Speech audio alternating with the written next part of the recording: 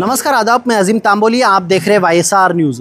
मीरा भाईंदर आगरी बांधव संवाद का कार्यक्रम आज भाईंदर पूर्व के आगरी भवन में किया गया। आज इस कार्यक्रम में महाराष्ट्र के कैबिनेट वन मंत्री गणेश नाइक उपस्थित हुए। मीरा भाईंदर शहर के आगरी समाज के लोगों से उन्होंने संवाद किया, उनकी समस्या जानी और उन्हें उस समस्या को जल्द सुलझाने का आश्वासन भी दिया।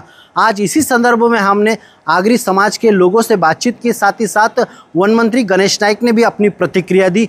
आइए जानते हैं उन्होंने क्या कुछ कहा। सर, आम्ही तुम्हाला एक प्रत शेअर केलेली FIR ची 28 ऑगस्ट 2025 रोजी 1.5 दिवसाच्या गणपतीच्या विसर्जनादरम्यान राई गावात धक्काबुक्की झाली। कारण गणपती विसर्जनाच्या वेळेला आमचे जे तलाव होते, जे आमच्या पूर्वजांनी त्यांच्या मालकी जागेत स्वतःच्या खर्चाने आणि श्रमदानाने बांधलेले होते, त्यामुळे काय झालं, जेव्हा लॉक बघितले गेले किंवा टाळे बघितले गेले आपल्या तलावाला आणि आपला बाप्पा भर पावसामध्ये आपण डोक्यावर घेऊन राहिलोय आणि विनंती करतोय त्यांना लॉक उघडण्यासाठी, पण त्यामध्ये पोलिसांचा 2 तासपर्यंत लोकांनी वाट पाहिली, पण त्याच्यामधून वाचाबाची झाली, थोडी धक्काबुक्की झाली, तो लॉक कदाचित तोडण्यात आला आणि त्यानंतर सर मी तुम्हाला एक जे ट्रस्ट दिले त्याच्यानुसार आमच्या गावातील 6 जणांवर गुन्हा दाखल झाला आणि इतर 25 असं त्यांनी नमूद केलेलं आहे।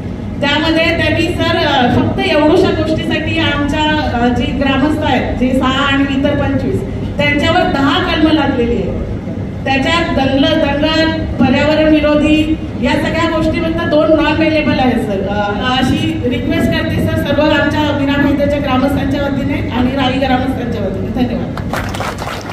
आता श्रीमती जागृती म्हात्रे यांनी जो प्रश्न उपस्थित केला तो सगळ्यांच्या भावनेचा प्रश्न आहे। एक गोष्ट खरी की पूर्वी काही खाजगी स्वतःच्या जमिनीमध्ये तलाव काही लोकांनी काढले, काही ठिकाणी गावाच्या लोकांची रेव्हेन्यूच्या मालकीचे तलाव झाले, त्याला मालगुजरी तलाव म्हणतात। आता त्या तलावामध्ये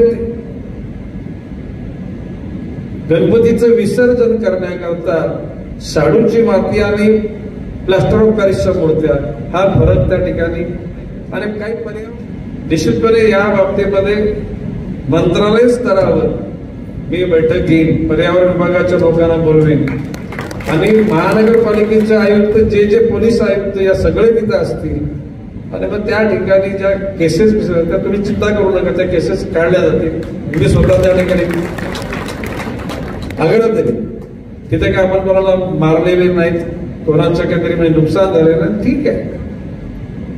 उद्याला जर तुम्ही तारेत लावले असेल तर तलावाच्या त्या परिसराला, तर लोकांना शेवटी गणपतीचं विसर्जन करणं ही एक भावना असते मनामध्ये, ठीक आहे। काही प्रमाणामध्ये प्रॉपर्टीमध्ये त्याला आपण म्हणतो की अतिक्रमण केलं किंवा तुम्ही थोडीशी दादागिरी केली,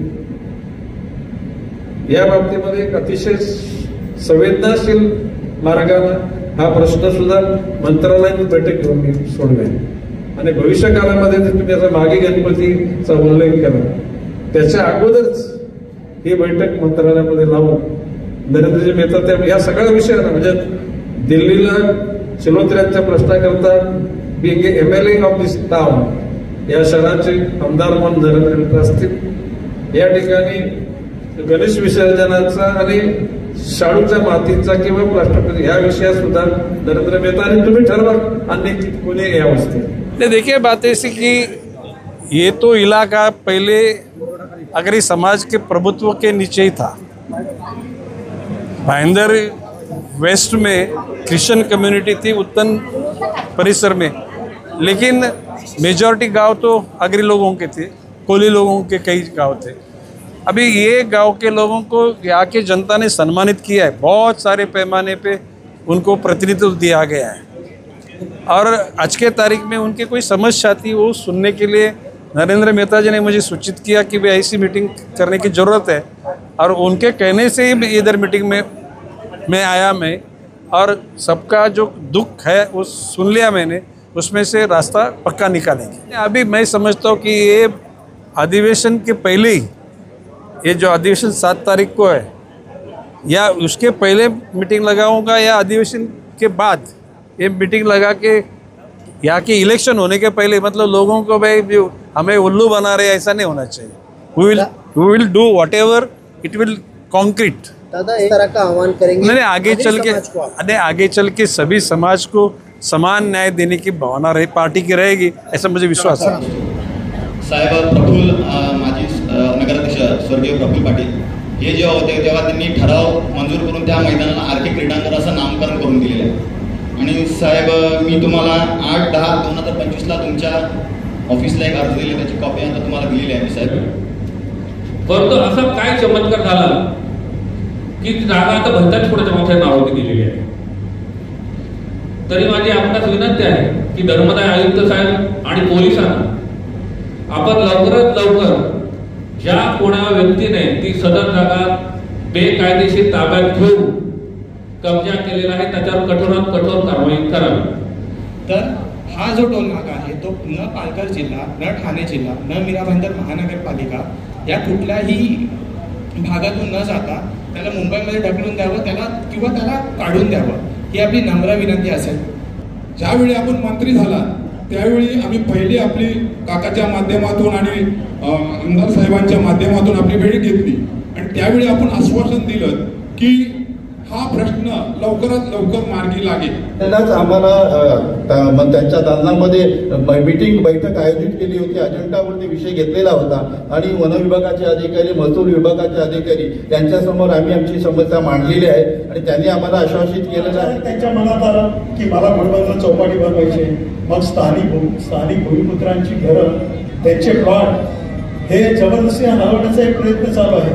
हे साहेब ही आपल्याकडे भूमिपुत्रांचं डिमार्केशन जसं चंद्रकांत काकांनी सांगितलं डिमार्केशन केलेलं आहे, तसंच 19 गावांचं डिमार्केशन केलेलं आहे आणि तसंच पेनकरपाड्याचं 1968 गावांचा सनद प्रॉपर्टी कार्ड देणे अजून राहिलेलं आहे। 2003च्या महासभेत हा निर्णय भूमापन विभागाला देण्यात आला होता की मीरा भाईंदरचे जेवढे 19 गाव आहेत त्याचं भूमापन करावं आणि एका खासगी सर्वेअरला त्याचं काम देण्यात आलं होतं आणि त्यानंतर आज आपल्याकडे शिलोत्रीचा प्रश्न श्री अशोक बलवंत पटेल यांनी मांडला। त्या आता श्रीमती जागृती म्हात्रे यांनी जो प्रश्न उपस्थित केला तो सगळ्यांच्या भावनेचा प्रश्न आहे। परंतु चंद्रकांत व्यक्ती जी मी तुम्हाला सांगतो की याविषयी सुद्धा बैठक लावू आपण।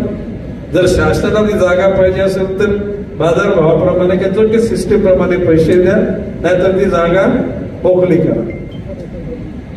मोरवा क्रीडांगणाचा विषय महेश पाटील यांनी काढला, राईचा ना मोरवाचं पण आहे, राईचं पण सकाळी मला लोक भेटले राईचे। आता मोरवा राई माझी सासूरवाडी असल्यानंतर मी सांगितलं जावई आहे म्हणजे अनिता पाटील यांच्या माध्यमातून गावांच्या मुलाने प्रश्न मांडला ना, चुका कोणी केली तरी कोणाला माफ करायचं नाही। उद्याला गणेश नाईक चुकला तरी सुद्धा गणेश नाईकला माफ करण्याची भावना मनामध्ये ठेवायची नाही। चूक ते चुकच। आणि अशा पद्धतीनं हा तुमच्या काशी मीरा तो पेनकरपाडा सगळा तो परिसर तिथलाच आहे ना, तो त्याला सुद्धा आपण न्याय देऊ। भास्कर भोईर यांनी सदानंद बाबांच्या इथलं आजच मी नॅशनल पार्कवरून येताना त्या अनिता पाटील आमच्या ज्या संचालक आहेत त्या तिथे जाऊन आल्यात, आपल्याला माहिती आहे का नाही, जाऊन आल्या तिकडे। आणि जो रस्ता बनवला तो त्यावेळेला मंत्री असताना मीच बनवून दिला होता, हे आपल्याला कल्पना आहे ना। तर सदानंद महाराजांची जी त्या ठिकाणी त्यांची ते मंदिर वगैरे ती जागा सुटलेली आहे आणि त्या अनुषंगाने कागदपत्र तुमच्या ट्रस्टच्या ताब्यात दिली जातील आणि तो प्रश्न कायमचा सपोर्टात येईल। आता तिथे तुंगारेश्वर आणि सदानंद महाराजांच्या तिकडे जाणाऱ्या लोकांना फी लावायची, मी निर्देश दिले की याच्या पुढे देवधर्माच्याकडे दर्शनासाठी जर लोकांना पैसे द्यायला लागले पण लोकांची देवावर श्रद्धा कशी राहील, ते पण कधी पैसे घेतले जाणार नाही, हे तुम्ही सगळ्यांना सांगून टाका। कुठलाही अधिकारी त्या ठिकाणी पैसे घ्यायला येणार नाही. आप देख रहे थे YSR न्यूज़ में अजीम तांबोली, मीरा भाईंदर।